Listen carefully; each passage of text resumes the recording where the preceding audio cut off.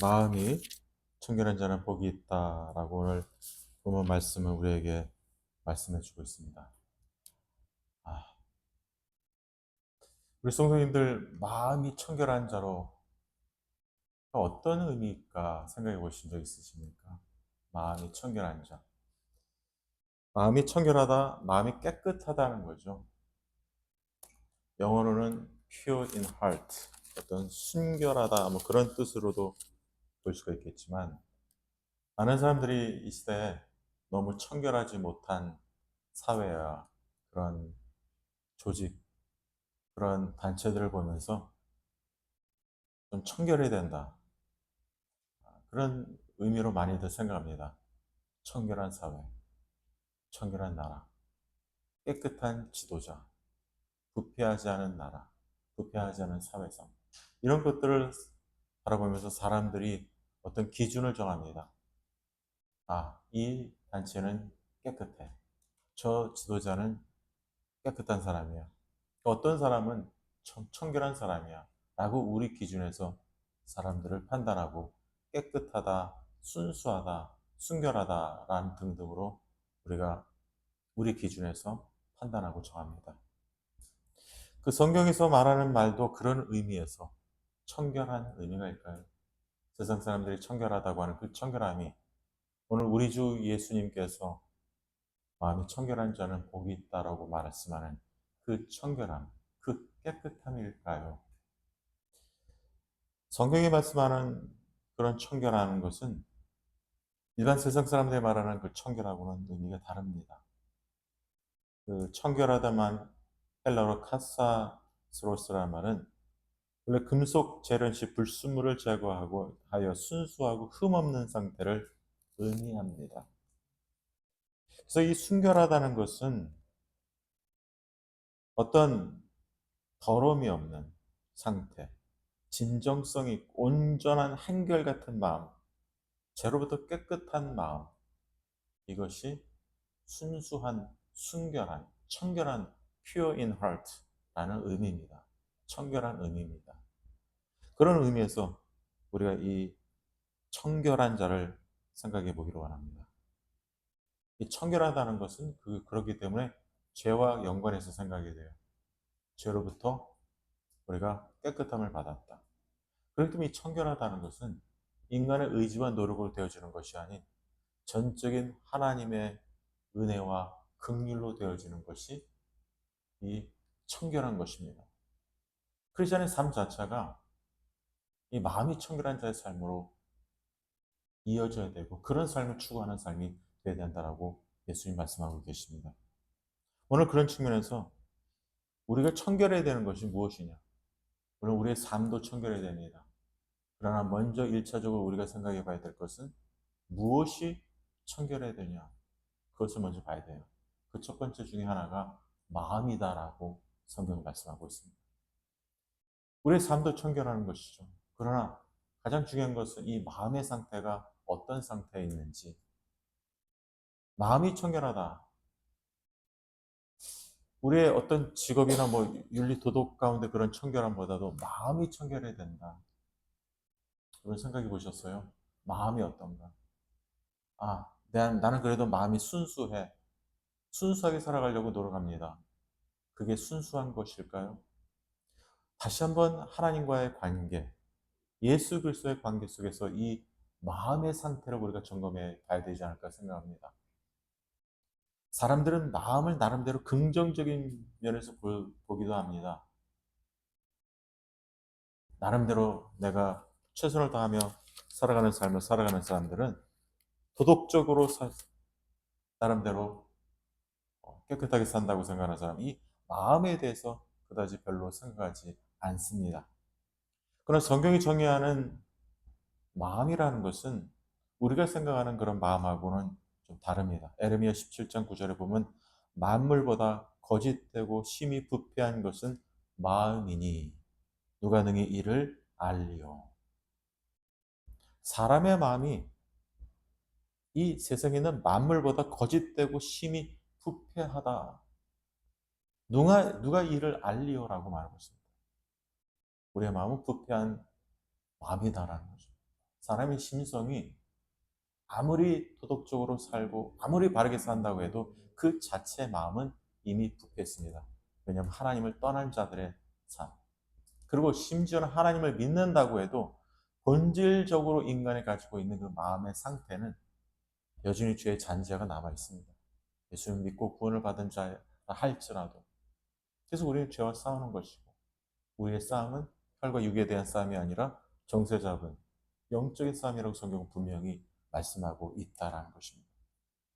여러분, 이 마음이 어떻다라는 것을 우리가 잘 알아보려면은 예수님이 이 땅에 오셨을 때 이 바리새인들에 대해서 어떻게 평가를 하고 계셨는가, 이것을 우리가 한번 생각해 봐야 되지 않을까 생각합니다. 우리 성도님들은 바리새인들을 어떻게 생각하십니까? 바리새인들이 깨끗한 청결한 삶을 살았을까요? 아니면 그렇지 못한 삶을 살았을까요?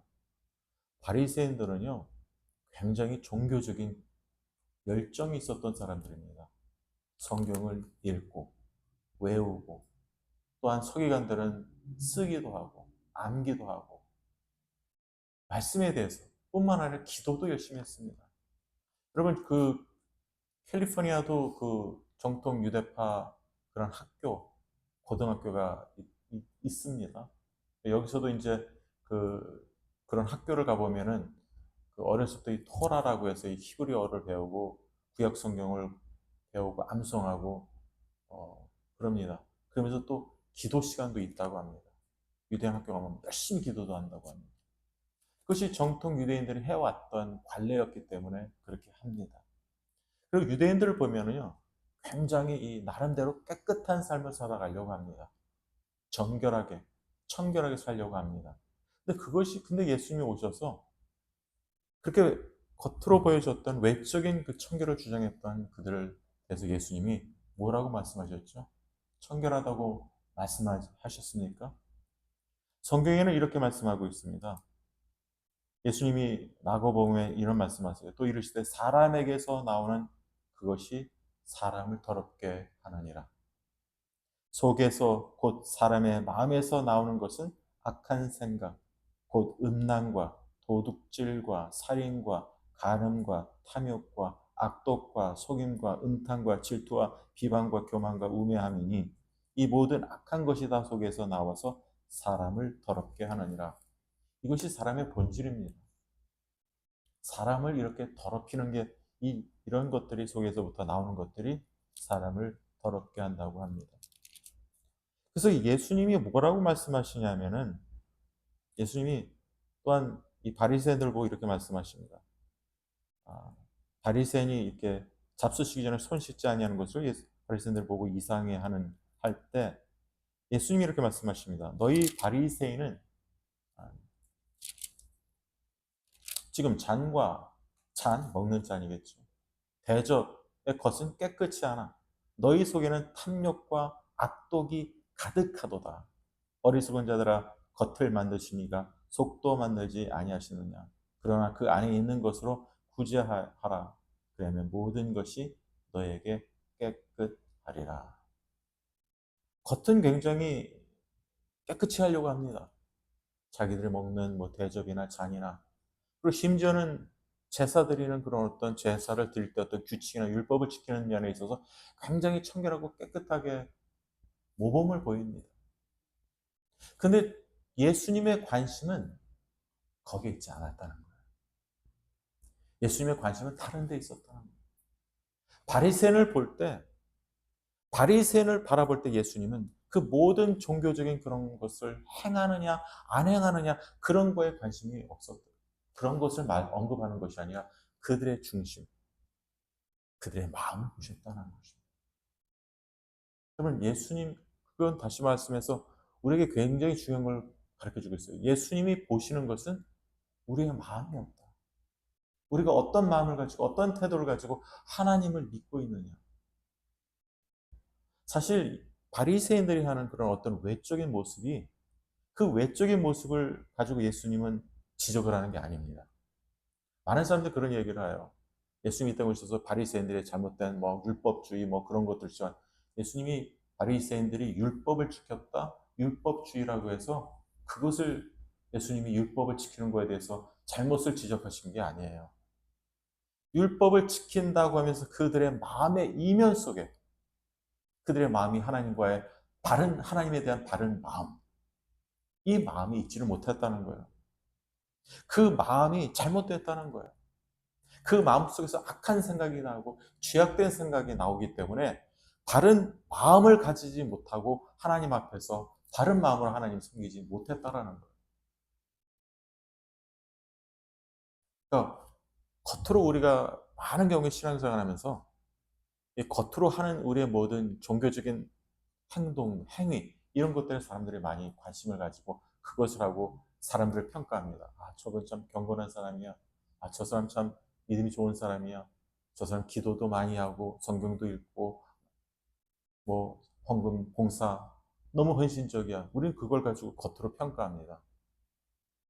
근데 예수님의 관심은 그렇게 종교적으로 하는 그런 모든 것들에 대해서 언급하지 않으시고 그들의 마음에 대해서 언급하신다는 거예요. 그들의 마음이 어떤 상태에 있는지를 언급하신다는 거예요. 그게 예수님의 지적이었다라는 거예요. 왠지 아세요? 마음은 아무도 볼 수 없어요. 하나님 외에 그 마음을 아는 사람은 아무도 없습니다. 예수님 외에 아무도 그 마음을 아는 사람은 없다는 거예요.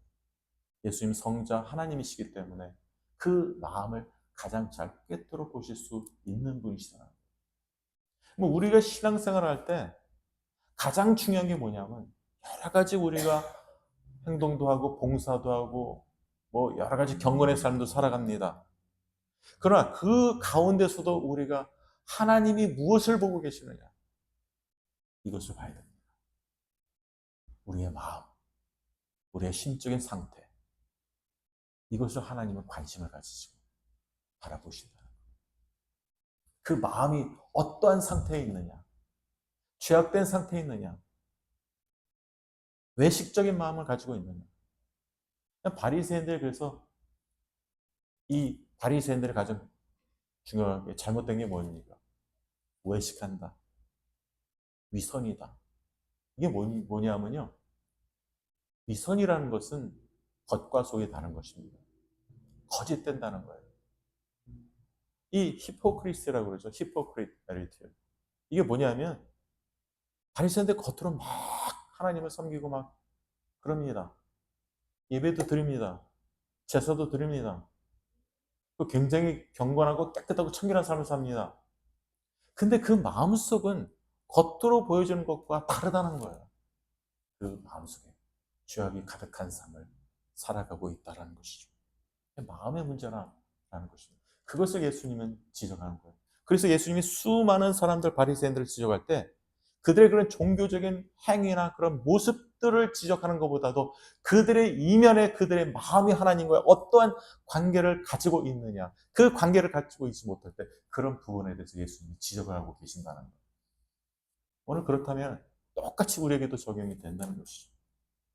우리도 얼마나 겉으로 보여주는 그런 드러나는 행위나 그런 것들을 신실하게 충성하게 잘 하나님 앞에서 감당되어진다 할지라도 우리가 하나님을 바라보는 우리 마음속의 내면의 동기, 그 일을 하는 내면의 동기, 이유, 우리의 마음, 됨됨이 이런 것들을 하나님은 귀히 보시고 그런 것을 보고 계신다는 거예요. 오늘 그런 의미에서 만물보다 거짓되고 심히 부패한 것은 마음이다라고 합니다. 누가 능히 이를 알려 아무도 알지 못한다는 거예요. 부패한 이 마음을 가장 문제는 인생의 문제는 마음에 있다라는 거죠. 여러분 어떤 사람들은 이런 마음의 본질적인 문제, 이 세상에 있는 모든 죄악의 문제가 마음으로부터 비롯됐는데 이것을 깨닫지 못할 때는 어떤 환경, 사회, 제도가 깨끗하면 제대로 되어 있으면 우리의 마음도 괜찮고 하나님 앞에 죄 지지 않고 바르게 살아갈 수 있을 것이다 라고 생각을 할 수가 있습니다. 자녀 교육도 그렇게 생각합니다. 좋은 환경에서, 좋은 학교에서, 제대로 된 환경에서 자라는 것이 굉장히 중요하다고 생각합니다. 중요하지 않다고 말하는 것은 아닙니다. 그러나 죄라는 것은요, 아무리 완벽한 환경이 있다고 그 죄가 그 죄를 짓지 않는 것이 아닙니다. 그래서 어디서 보냐면 창세기에서 볼 수 있습니다. 일배울의 시조라고 있는 아담과 하와는 가장 완벽한 곳에 있었습니다. 가장 완벽한 환경. 그리고 그들의 특징은 뭐냐면 우리들과 다릅니다. 그들은 죄가 없는 사람이었습니다. 아담도 죄가 없었고 하와도 죄를 지은 사람이 아닙니다. 그러니까 완전히 죄가 없는 sinless, 완벽한 그 자체에서 그들 자체도 완벽한 죄가 없는 사람들이었고 그 장소 환경도 죄가 없는 곳이었습니다. 그곳에서 죄가 시작이 되었다는 거예요. 그들의 마음속에서. 하나님같이 되고 싶은 교만한 마음에서. 물론 마귀가 템테이션은 유혹을 줬습니다. 그러나 유혹을 줬지만 실질적으로 그러한 그 유혹에 쓰러진 것은 아담이었고 하와였다라는 사실을 우리는 기억해야 된다는 것을 인정할 수밖에 없다는 것입니다. 그렇기 때문에 결국 이 죄라는 것은 마음으로부터 시작이 됩니다. 우리가 마음 관리를 잘 해야 돼요. 내가 어떤 사람이냐를 평가받으려면 하나님 앞에서 내가 어떤 믿음의 사람이냐라는 것은 내가 어떠한 마음의 상태를 내가 가지고 있느냐. 하나님이 기뻐하시는 마음의 상태를 가지고 있는 것이지 내가 실제 무엇을 하느냐가 아닙니다. 심지어는 경건의 생활도 마찬가지예요. 내가 기도를 하느냐, 열심히 기도하느냐, 성경을 열심히 읽느냐, 내가 열심히 전도를 하냐, 귀한 것입니다. 어제도 우리 성도님들 같이 나와서 전도하셨지 않습니까? 그리고 필사도 하지 않습니까? 읽지 않습니까? 암송하는 거 다 귀한 거예요. 그러나 그것 자체로서 하나님 앞에서 하나님 제가 이렇게 됐습니다. 라고 하나님 앞에서 칭찬받고 인정받을 수 있는 것은 아니라 그것과 더불어 하나님이 보시는 것은 우리 삶 속의 내면에 우리가 그 모든 것을 하는 동기, 이유, 우리의 마음의 상태, 거짓 없는 상태. 그래서 이 청결하다는 것은요, 어떤 의미냐면, 무슨 마음이냐면, 한결같은 마음, 신실한, 진실한 마음, 거짓 없는 마음, 한결같은 마음, singleness, single, undivided heart, 분할되지 않는 마음, 일심으로, 전심으로, 이게 청결의 의미입니다. 우리의 마음 상태가 청결하다는 이 클린이라는 거, 퓨어라는 것은 단순히 세상적으로 어떤 내가 좀 더 깨끗이 살아야지 이런 뜻이 아닙니다. 이런 청결은 하나님과 관계에 있어서 하나님을 향한 우리의 마음의 상태를 말해주고 있어요. 분할되지 않은 한결같은 일편단심의 마음. 주님을 향해서. 왠지 아세요? 사람들이 주님을 섬기고 주님을 사랑한다고 하지만 이 하나님에 대한 일편단심, 일심, 전심의 마음이 아니라 자꾸 이 마음이 나눠져요. 하나님을 사랑한다고 하면서도 하나님 온전히 사랑하지 않고 세상과 하나님 사랑하는 것이 나눠진다는 거예요. 그래서 성경에서도 뭐라고 말씀하고 있습니까? 너희는 세상을 사랑하지 말라. 세상에 있는 것들을 사랑하지 말라. 누구든지 아무든지 세상을 사랑, 아버지의 사랑이 그 속에 없다라고 말씀하고 있습니다. 거기서도 예수님이 거기서도 사도 요한이 뭐라고 말하고 있느냐 하면 세상을 사랑하지 말라는 말은 분할된 마음으로 하나님도 사랑하고 세상도 사랑하고 이렇게 하지 말라는 거예요. 그러면 우리가 하나님만을 사랑할 때, 예배 드릴 때, 그 하나님이 주시는 것으로 우리가 감사하며 살아가야지, 하나님 외의 것을 최우선순위 되면서 그것 때문에 내가 포커스하고 거기에 올인하고 그것이 나의 모두다. 여러분, 이런 삶을 살지 말라는 거예요. 나의 최관심이 어디에 있느냐?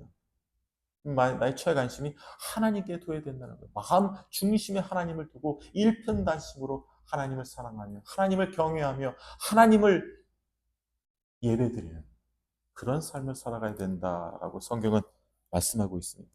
성경은 이렇게 말씀하고 있죠. 한 사람이 두 주인을 섬기지 못할 것이니 혹 이를 미워하고 저를 사랑하거나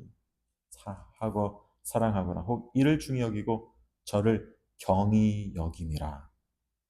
사람이 사랑하는 걸 보면요, 다 사랑한다는 말은 거짓말이라는 거예요. 내가 사랑하는 것도 있고 내가 미워하는 것도 있다는 거예요. 그걸 어떻게 하냐면 꼭 이를 중히 여기고 저를 경히 여깁니다. 내가 중히 여기는 건 내가 사랑하는 거예요. 경히 여기면 그걸 별로 사랑하는 게 아니라는 거예요. 그런 의미에서 예수님이 두 주인을 섬기지 말라라는 거예요. 하나님과 재물을 겸하여 섬기지 못하느니라. 여기서 하나님, 재물이라는 것은요, 세상이지만 내가 사랑하는 모든 것, 내가 경히 여기지 않고 내가 최우선순위를 두고 내가 사랑하는 것, 이게 재물입니다. 나 재물 나 재물 좋아하지 않아. 나 재물도 없고 돈도 없고 재물도 사랑하지 않는다고 하시는 분들 있어요. 우리도 그런 얘기가 종종 하죠. 근데 이 재물은 돈이 없는 분들한테도 해당이 됩니다. 내가 가치를 두는 거, 내가 사랑하는 거, 내가 경히 여기지 않고 중히 여기는 거. 이게 잘못하면 하나님보다 더 사랑하게 돼요. 이런 마음으로 하나님을 섬기면 분할된 마음입니다. 한결같은 마음이 아니에요. 이것은 divided heart, 분할된 마음입니다. 하나님이 원하시는 것은 분할되지 않은 마음, undivided heart, 분할되지 않은 한결같은 한 마음, single mind. 하나님 앞에 초점, 포커스를 두고 하나님만 사랑하고 하나님을 경외하고. 그래서 시편 86편에 이런 말씀이 있어요. 시편 86편, 여호와의 주의 도를 내게 가르치소서. 내가 주의 진리에 행하오니 일심이로란 말을 영어 성경에 보면 undivided heart, 나눠지지 않은 한 마음, 일심으로 주의 이름을 경외하게 하소서. 주 나의 하나님이여, 내가 전심으로 주를 찬송하고, 전심이다, 나의 모든 마음, with all my heart, 전심으로, 전심전력에서 이런 말이죠. 전심으로 나의 모든 존재로서 주를 찬송하고 영원히 주의 이름에 영광을 돌리오니. 우리 주님을 찬송하고 영광 돌리고 예배드리는 것은 전심으로, 일심으로, 일편다심으로 주님을 사랑하시길 바랍니다. 사람의 속성이요, 나눠지게 돼 있어요. 하나님을 아무리 사랑하고 예배한다고 하고 따른다 그래도 이게 나눠집니다. 왜냐하면 내가 중요시하는 것 때문에, 내가 귀히 여기는 것 때문에 자꾸만 분할되어지는 마음. 여러분, 무엇이 나의 마음을 분할시키는지, 하나님을 위해서 한결같은 일심으로 주님을 사랑하는데 방해하는지 잘 점검하시면서 하나님을 향한 한결같은 신실한 마음으로, 진실한 마음으로 하나님을 경외하고 사랑하시며 섬기시기를 바랍니다. 그런 마음이요, 청결한 마음이에요. 그런 마음이 바리새인들에게는 없었다는 것이죠. 그래서 지적하는 거예요. 예수님이 이 땅에 오셔서 겉으로는 열심을 내서 뭘 많이들 하고 있는데, 율법을 지킨다고 뭐 하고 있는데, 그러한 마음들 예수님이 보시는 그런 마음. 그래서 이 청결한 마음은 거짓이 없다는 말이고, 한결같은 마음이고, 진실한 마음이고, 신실한 마음, 그런 마음이 청결한다는 마음이 있습니다. 근데 이런 청결한 마음이 우리가 스스로 가질 수 있습니까? 이런 마음이 안 될 때가 많아요. 아니, 우리 마음이 솔직히 말해서 분할되지 않은 마음, 한결같은 한 마음이 되어야 되는데 일심이 되지 않고 자꾸만 마음이 갈라지는 걸 어떻게 합니까? 라고 우리 성도님들이 말씀하신다면, 우리가 그럴 때 있지 않습니까? 하나님을 섬긴다고 하고 항상 하나님을 사랑한다고 하고 일편다심으로 하나님을 사랑합니다라고 마음은 그렇게 원합니다. 마음은 원하지만 그렇게 되지 않을 때가 있습니다. 이것이 하나님의 은혜로 되어진다는 사실 깨달으시기 바랍니다. 그러기 위해서 하나님이 우리에게 요구하시는 것은 우리의 죄를 고백하라는 거예요. 회개하라는 거예요. 우리의 죄를 자백하면 그는 미쁘시고 그는 의로우시고 우리의 죄를 용서해 주시고 모든 불의로부터 우리를 정결케 해주신다, 깨끗게 해주신다라고 성경은 말씀하고 있습니다. 여러분, 정화될 수 있는 거 깨끗해질 수 있는 것은 우리의 노력이 아닙니다. 하나님의 은혜로 되어지는 역사입니다. 나의 노력이 아닌 하나님의 전적인 그분의 은혜. 근데 그 은혜가 우리의 죄를 인정하고 회개를 통해서 우리가 정화되고 깨끗해진다라고 성경은 말씀하고 있습니다. 그런 측면에서 우리가 이 정화된다는 것, 깨끗해진다는 것, 여러분 이것이 회개다, 회개를 통해서 되어진다는 것, 그 하나님의 은혜를 통해서 되어진다는 것은 우리가 이 순차적으로 우리가 성경을 봐야 됩니다.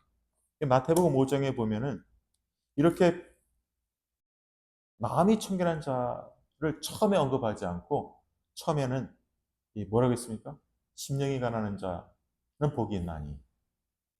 그러니까 심령이 가난한 자가 돼야만이 마음이 청결한 자가 될 수가 있습니다. 자기 죄를 인정하고 자기가 망했다, 패망했다라는 것을 인정하는 거죠. 그 사람이 바로 애통하는 자. 제가 지난번에 애통하는 자는 자기의 그 죄를 곡한다라고 말씀드렸죠. 이 애통한다는 것은 그런 측면에서 우리 잘 염두해 봐야 돼요. 이 애통한다는 그 구절과 마음이 청결한 자는 연결이 되어 있습니다. 구절구절이 연결되어 있다. 앞에 나와 있는 모든 것, 온유한 자, 하나님의 말씀을 의지하고 살아가는 자, 의에 주는 것을 하나님 주신 의 때문에 내가 그것을 이루려고 하는 그런 열망과 마음, 그런 마음, 긍휼히 여기는 것, 하나님의 긍휼로 우리가 구원받은 자, 이런 자들, 이런 사람이 어떻게 돼요? 마음이 청결한 자로 살아갈 수가 있다는. 특히 하나님 앞에서 우리의 죄를 애통해 하는 자. 내 마음이 분할되어지고 일심으로 신실하게 하나님을 섬기지 못할 때 우리의 죄를 솔직히 애통해하고 고백할 때 그 고백을 통해서 우리는 우리의 마음의 상태가 이 부패했던 우리의 마음의 상태가 정결하게 된다는 것입니다. 정결하게 된다는 거예요. 그래서 성도님들 제가 성경 공부에도 말씀드렸지만 이 칭의라는 거, 교리적인 거 제가 말씀드리는 게 이 칭의라는 것은 의롭다함을 여기는 거예요. 그러나 그 이전에 우리가 성경을 보면서 우리가 어떤 사람이냐면 하나님의 은혜로 택함을 받은 자는 우리가 하나님의 부르심을 받고 그 다음에 우리가 거듭납니다. Regeneration, born again. 거듭납니다. 그 거듭난다는 게 뭐냐면 새로 태어나는 거예요. 영어도 born again이 다시 태어난다는 거죠. 우리는 죄와 허물로 인해서 죽었던 자가 다시 태어난다는 것은 생명이 우리에게 있게 된다는 거예요. 여러분, 아이가 태어났으면 생명이 있지 않습니까? 애를 다 낳아보셨지 않습니까? 우리 성도님들은. 애를 낳으면요, 생명이 있듯이 영적인 생명도 그래요. 우리가 다시 거듭난다는 것은 영적인 생명이 우리가 하고 우리가 영적인 생명이 우리가 태어난 거예요. 새 마음을 주십니다. 새 영을 우리에게 주십니다. 그게 거듭나는 거예요. 거듭나는 자는 하나님의 믿음으로 우리가 회개를 하게 하십니다. 그리고 우리를 의롭다 칭해 주세요. 여러분, 우리를 의롭다 칭해 주시는 거, justification by faith alone. 의롭다 칭해질 때 우리가 의롭다는 것이 그게 바로 거듭난 자에게 되어지는 거예요. 거듭난 자, 하나님 앞에서 믿음으로 회개한 자를 하나님이 의롭다 칭해 주는 거예요. 그렇다면 자, 생명이 우리에게 태어났습니다. 새로운 생명이 태어났는데 그 아기가 자라야 정상이겠습니까? 자라지 않고 애교로 그대로 머무는 게 정상이겠습니까? 자라야 되겠죠. 거듭난 자도 자라야 됩니다. 믿음으로 회개하고 의롭다 칭한 사람이 의롭다 칭한 그 자가 자라나가야 됩니다. 성장해야 됩니다. 성숙해져야 됩니다. 그것을 가르쳐서 성화된다는 것이고 그걸 가르쳐서 말씀을 따라 순종하며 살아갈 때 성령님이 역사해서 우리의 삶이 조금씩 변화되고 성숙해지는 것입니다. 그게 성령의 역사고 말씀과 성령이 우리 가운데서 역사하시는 하나님의 우리를 변화시키는 성화시키는 모습이다라는 것입니다. 그래서 여기서는 마음이 청결한 자는 복이 있다라고 말씀하고 있는데 이게 바로 성화되는 과정입니다. 여러분, 우리가 청결하게 되는 것은 죄와 싸우고 죄에 대해서 우리가 고백하고 회개하는 거지 않습니까? 근데 회개가요, 한 번에 의해서 회개가 되지 않습니다. 아까 애통하는 자는 복이 있나니는 처음에 우리가 예수님을 믿을 때 자기의 죄에 대해서 우리가 거듭났을 때 믿음으로 우리가 회개를 합니다. 처음 예수님을 믿을 때 믿음으로 회개하죠. 근데 믿음으로 회개하지만 나중에 세상에 살면서 의롭다 칭함을 받았어도 우리가 생명을 구원을 받았어도 죄를 짓지 않습니까? 죄 문제를 어떻게 해야 됩니까? 그때 또 하나님 앞에 회개하는 겁니다. 그때 또 애통해 하는 거예요. 고백하는 거예요. 그러나 이 고백은, 이 회개는 처음에 우리가 예수 믿었을 때 하는 회개하고는 다릅니다.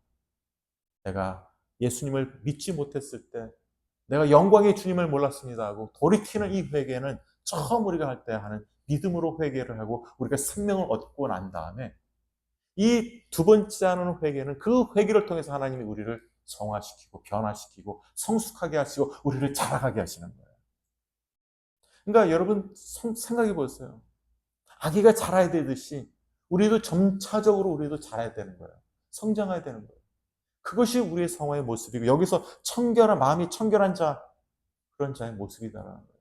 죄와 싸우는 우리의 모습.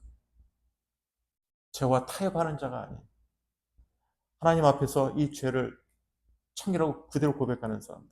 그 여기 앞에 온유한 자, 하나님의 뜻대로 살아가기 때문에 내가 어떨 때는 우리가 불이익을 당하고 어려움을 당해도 하나님께 모든 것을 의지하고 맡기고 의뢰하고 의탁하고 살아가는 사람이 온유한 자, 의에 줄이고 긍휼히 여기는 자들의 모습이다라는 거. 죄에 대한 단호한 태도, 한결같이 하나님 앞에서 일심으로 전심으로 주님만 믿고 사랑하겠다는 이 자세. 하나의 분할된 마음이 아닌 분할된 마음으로 일심으로 하나님만 사랑하겠다는 마음이 청결한 마음이다라는 사실을 우리 성도님들은 인식하시기를 바랍니다. 이런 청결한 마음으로 여러분 살아갈 때 어떻게 돼요? 여기서 보면은 마음이 청결한 자는 복이 있나니 그 이유를 말하고 있습니다. 그들이 하나님을 볼 것이며 우리 성도님들 하나님을 본다라는 측면에서 어떻게 생각하십니까? 실제로 본 적이 계십니까? 하나님을 보는 사람. 또 어떤 사람들 그래요. 자기는 환상 중에 봤다. 그것을 뜻할까요? 여러분, 하나님을요, 실제적으로 내가 환상이든 어떻게든지 보게 되면 분명히 제가 말씀드리지만 그 사람은 또다시 그 환상을 보기를 원해요. 하나님 앞에서 청결하고 거짓 없고 한결같은 마음으로 하나님을 경외하고 하나님을 사랑하는 것보다는 어떻게 하면 내가 하나님을 환상 가운데 그 신비스러운 체험 속에서 하나님을 볼 수 없을까? 여기에만 관심이 있어요. 그래서 마음이 하나님 중심의 신앙에서 떠나버립니다. 그리고 치우칩니다. 그런 하나님을 체험할 수 있는 환상 가운데 하나님을 내가 한번 보리라. 이걸 놓고 기도를 해요. 하나님 제가 한번 볼 수 없을까요? 이렇게 되면요. 그 사람은 하나님 중심의 말씀대로 순종하고 살아가는 사람은 완전히 관심이 없는 그런 정도에서 이탈되는 말씀의 정도에서 이탈되는 신앙으로 변질이 됩니다. 하나님은 그것을 원하지 않으세요. 그렇기 때문에 그렇게 누군가가 하나님을 보았다라는 것이 굉장히 위험한 신앙입니다. 여러분 마귀도 영광의 천사로 자기를 가장한다고 했습니다. 마귀도 자기를 영광의 천상으로 가장할 수 있고 예수님의 모습으로 가장해서 나타날 수 있다는 거예요. 그래서 사람들의 신앙을 변질시켜버리고 하나님의 뜻대로 순종하며 살아가는 것은 관심이 없게 만듭니다. 그런 측면에서 우리의 신앙은 하나님 앞에서 바른 신앙이 되어야 될 줄로 믿습니다. 성경은 우리에게 어떻게 우리를 권면하고 있을까요? 성경은 이렇게 말씀하고 있습니다. 우리 성도님들 다 잘 아시지만 고린도전서 13장에 보면 이런 말씀이 있죠. 우리가 얼굴로 하나님을 보게 될 것이다. 이렇게 말씀합니다. 우리가 지금은 거울로 보는 것 같이 희미하나 그때는 얼굴과 얼굴을 대하여 볼 것이요. 지금은 내가 부분적으로 하나 그때는 주께서 나를 아신 것 같이 내가 온전히 알리라. 그때는 하나님을 대면할 때, 예수님을 재림시에 하나님을 만났을 때 하나님 나라에서 얼굴과 얼굴을 대하여 볼 것이다. 고린도전서 13장 12절입니다. 이게 바로 그런 때가 있다라는 거예요. 소망이 있습니다. 근데 자꾸만 겉으로 보이는 것만 보게 된다면 잘못된 신앙으로 빠지게 된다는 것이죠. 성경은 뭐라고 말씀하고 있습니까? 나중에는 다 보게 될 것이다. 요한일서 3장 이전에 이런 말씀이 있습니다. 사랑하는 자들, 우리가 지금은 하나님의 자녀라. 장래 어떻게 될지 아직 나타나지 아니하였으나 그가 나타나시면 우리가 그와 같은 줄을 아는 것은 그의 참모습 그대로 볼 것이기 때문이라. 두 가지입니다. 그가 나타나시면, 예수님이 나타나실 때입니다. 우리가 그와 같을 줄을 안다. 그와 같이 우리도 변화된다는 거예요. 완전히 영화된다는 거예요. 하나님 같이 된 그와 같은 것이 예수님 같이 되는 건데, 영화된 몸을 우리는 어떤 사람들은 마치 하나님과 같이 된다, 예수님과 같이 돼. 그건 아니에요. 우리가 그렇게 되면 우리가 예수님이 되게요. 그건 몰몬 교도들의 주장입니다. 뭐 신이 된다. 그걸 말하는 거 아니라 우리도 예수님처럼 거룩한 그런 영화된 그런 모습이 될 것이다. 그때 예수님이 나타나실 때 그 말했습니다. 그의 참 모습 그대로 또한 그때 참 모습 그대로 볼 것이다. 그때 보게 되는 거예요. 지금 본다는 말은 아닙니다. 여러분, 자꾸만 눈으로 보려고 하지 마세요.